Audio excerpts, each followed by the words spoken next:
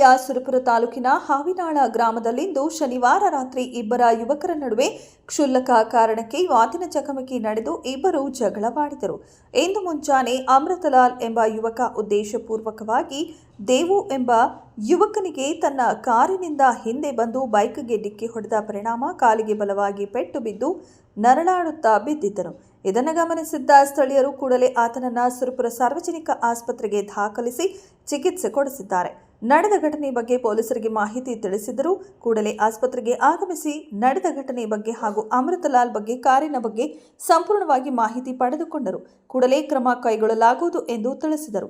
ಕಾಲಿನ ಮೂಳೆ ಮುರಿದಿದ್ದರಿಂದ ಹೆಚ್ಚಿನ ಚಿಕಿತ್ಸೆಗಾಗಿ ಸುರಪುರ ಸಾರ್ವಜನಿಕ ಆಸ್ಪತ್ರೆಯಿಂದ ಮಿರಾಜ್ ಆಸ್ಪತ್ರೆಗೆ ರವಾನಿಸಲಾಗಿದೆ ಎಂದು ಮಾಹಿತಿ ತಿಳಿದು ಬಂದಿದೆ. ಕ್ಷಣ ಕ್ಷಣದ ಸುದ್ದಿಗಳಿಗಾಗಿ ವೀಕ್ಷಿಸಿ ರಾಷ್ಟ್ರಧ್ವನಿ ನ್ಯೂಸ್ ಕನ್ನಡ. ಆಯ್ತು ಸರ್ ತಗ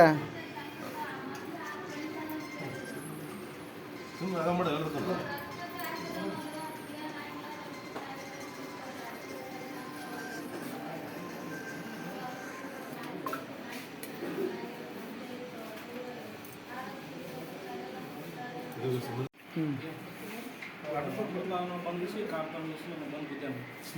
ನಾವು ಬರಕತ್ತಿದ್ದೆ ನಮ್ಮೂರು ಆನಂದ ವಯಸ್ಸು ಡೈರೆಕ್ಟ್ ಒಂದು ಸ್ಕೂಲ್ ಆದ ಅಲ್ಲಿ ಬಂದಿಸಿ ಬಿದ್ದೇನೆ. ನೀವು ಸ್ವಲ್ಪ ಜಗಳ ಆಗಿತ್ತು, ಅದೇ ಗಂಟೆಗೆ ಬಂದು ಬಿದ್ದೇನೆ. ಮತ್ತೇನು ಮತ್ತೆ ನಿನಗೇನಾಗ್ಯದ?